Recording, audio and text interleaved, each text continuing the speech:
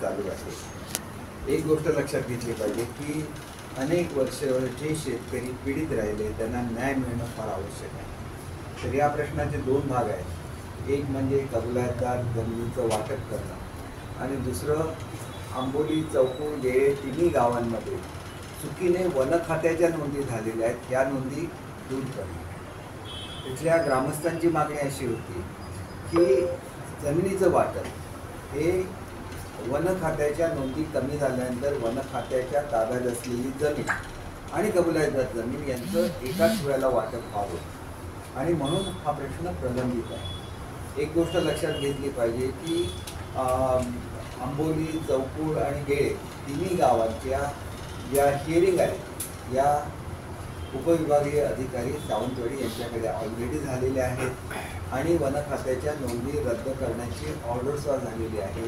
ह्याला आता शासनाची परवानगी लागेल आणि ह्या शासनाची परवानगी देण्याची प्रक्रिया सुरू आहे। या संदर्भात मी वनमंत्री आणि वनसचिवांची भेट घेतलेली आहे। या संदर्भात मी या खात्याचे मंत्री, महसूल खात्याचे मंत्री आदरणीय बावनकुळे साहेब यांची भेट घेतलेली आणि लवकरच त्यांनी कोऑर्डिनेशनची मीटिंगसुद्धा लावण्याची मागणी केलेली आहे। दरम्यानच्या काळामध्ये वेळेच्या संदर्भात काही गैरसमज निर्माण करण्याचा प्रयत्न केला जातो, त्यावरून मला स्पष्टपणे सांगायचं की मला कोणालाही दोष द्यायचा नाही। प्रत्येकजण श्रेय घेण्याचा प्रयत्न करतो, पण मुळातच जमीन वाटपाचा निर्णय शासनाने घेतला नसता तर जमीन वाटता आली असते का?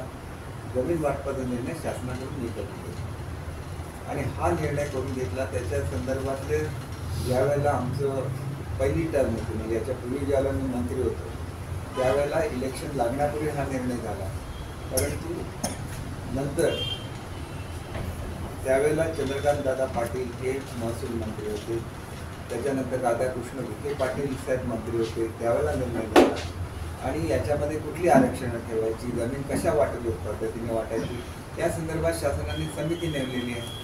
त्या समितीचा अध्यक्ष मी आहे। या समितीमध्ये जिल्हाधिकारी आहे, या समितीमध्ये टाउन प्लॅनिंगचे अधिकारी आहेत, सावंतवाडीचे SDO आहेत, तहसीलदार आहेत। तरी एक वेगळ्या तऱ्हेची समिती आहे की लोकांना न्याय मिळाला पाहिजे यासाठी ही समिती काम करते। आज सुद्धा गेलेला जे वाटप झालेलं आहे ते पूर्ण जमिनीचं वाटप झालेलं नाही, फक्त 169 लोकांना त्यांचे सातबारा देण्याचे ऑर्डर झालेली आहे। एकूण 270च्या आसपास लोकांना हे सातबारे द्यायचे लवकरच ते दिले जातील। हे प्लॉटसुद्धा मी स्वतः माझ्या कमिटीने करून दिलेले आहेत आणि त्याप्रमाणे प्रत्येक माणसाला न्याय मिळेल अशा पद्धतीने हे प्लॉट करून दिलेले आहेत आणि त्याच्यामुळे निश्चितपणे गेळेवासियांना न्याय मिळेल आणि हाच न्याय आंबोली आणि चौकूर दोन्ही गावातल्या लोकांना मिळेल।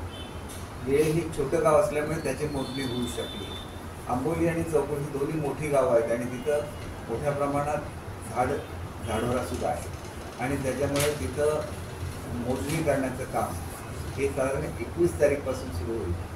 त्याच्यासाठी मी आमदार निधीमधून रोवर मशीन घेऊन दिलेले आहेत आणि शासनाकडे इतर ठिकाणी ज्या रोवर मशीन उपलब्ध होते त्यासुद्धा डिपार्टमेंटला उपलब्ध करून देण्यात येत आहे। एकदा हे झालं आणि वन खात्याचा प्रश्न मिटला की वन खातं ज्या ताब्यात गेलेली वन खात्याच्या ताब्यात ती गेलेली नाही, ती अनियमित क्षेत्र आहे, ती जमीन अधिक कबूलातदार होतं जमीन दोघांचे वाटप होईल।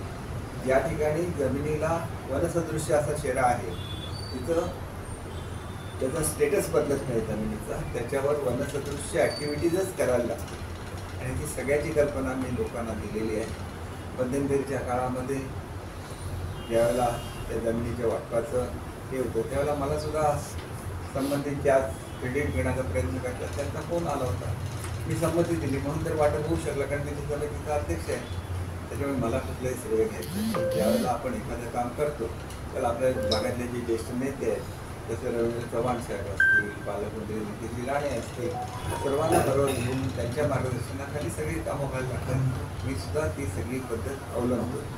तर कोणी असं करत असताना कोणाला जर डावलण्याचा प्रयत्न केला तर दुसऱ्या साईडने त्याची रिॲक्शन येते.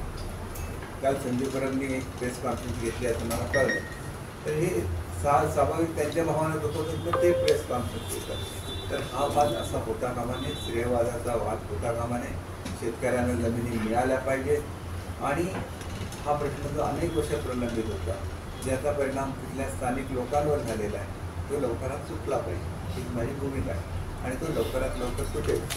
आज सुद्धा मी या संदर्भातली मीटिंग ठेवलेली आणि ह्याच्यानंतरच्या काळामध्ये दर 15 दिवसातून एकदा आमच्या समितीची बैठक होईल, जेणेकरून लोकांना सुद्धा कळेल की काय प्रोग्रेस चालू आहे. हा प्रोग्रेस कळला नाही तर लोकांचा गैरसमज होतो. आज आंबोली चौकटीची लोक काय म्हणतील की आमचं वाटप का नाही झालं. तर आज मला अतिशय स्पष्ट शब्दात सांगायचं आहे की वेळेचं झालेलं सातबारांचं वाटप हे फक्त कबुलातदार जमिनीचं आहे, वन जमिनीचा त्याच्यामध्ये समावेश नाही. आणि त्यांची सुद्धा सुरुवातीपासून मागणी होती की वन जमीन आणि कबुलातदार गावकरी एकाला वाटप करा आणि त्याच्यामुळे त्यांचं वाटप जर त्यांनीच संमती दिली की आमचं कबुलातदार गावकर अगोदर करा तर त्याला काय वाटप आज सुद्धा आंबोली तसं होऊ शकतं, लगेच चौकून तसं होऊ शकतं. पण तो वनजमिनीचं वाटप ज्यावेळेला वन खात्याची परवानगी येईल आणि शासनाची संमती होईल त्याच वेळेला होईल.